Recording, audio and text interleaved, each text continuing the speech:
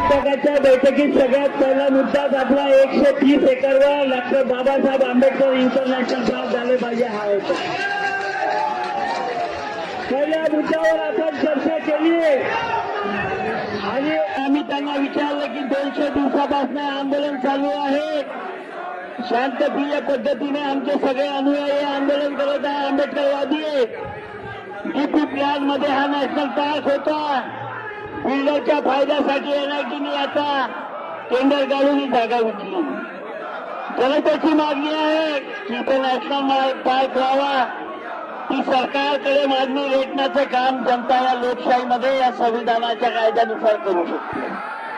संविधानाने जो आम्हाला अधिकार दिला आहे त्यानुसार आम्ही आमची मागणी करत आहोत. पण महानगरपालिकेचा तो हरीश नाऊक नावाचा अतिक्रमण अधिकारी आणि एक न्यायालय नावाचा उपायुक्त बिल्डरच्या फायद्यासाठी महानगरपालिकेची बुलडोजर घेऊन तिथे 25 गट डोळ्यासाठी गेला आणि त्यांनी तो उद्ध्वस्त केला, याचा आम्ही निषेध केला.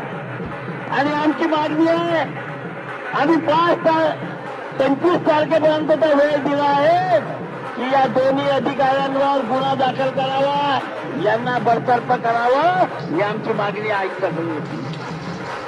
जर 25 तारखेपर्यंत या 2 अधिकाऱ्यांना या आयुक्तांनी कारवाई नाही केली तर पुन्हा या आयुक्ताला या त्याच्या केबिनमध्ये बसू नाही देऊ, हा आपला इशारा त्यांनी समजून घ्यावा.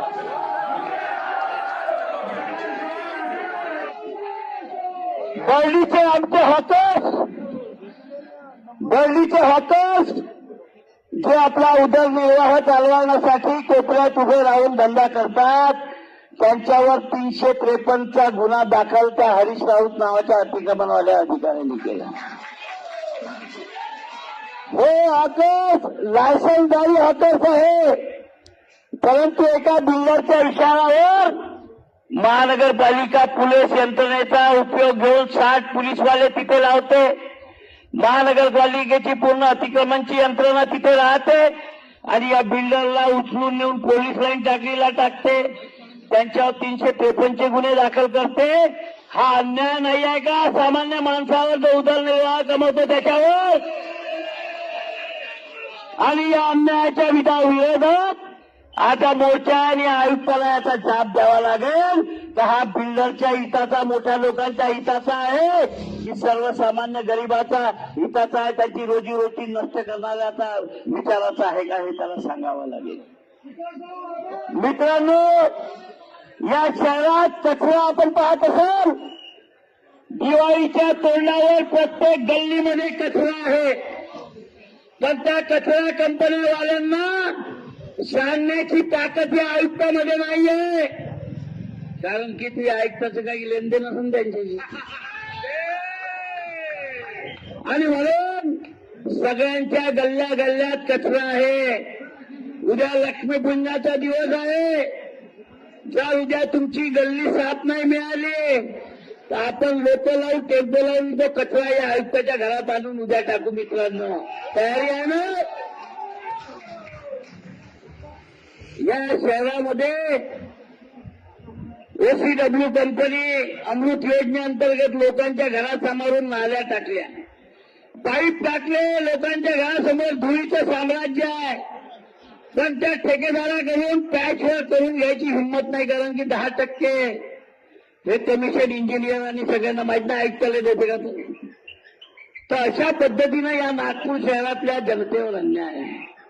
माझ्याकडे पुरावे आहेत की फायरची एनओसी द्यायची असेल तर दलालामार्फतच जावं लागते. घराचा नकाशा मंजूर करायचा असेल तर दलालामार्फत जायचं आहे. ते क्लिपिंग आपण आयुक्ताला ऐकवलेली आहे.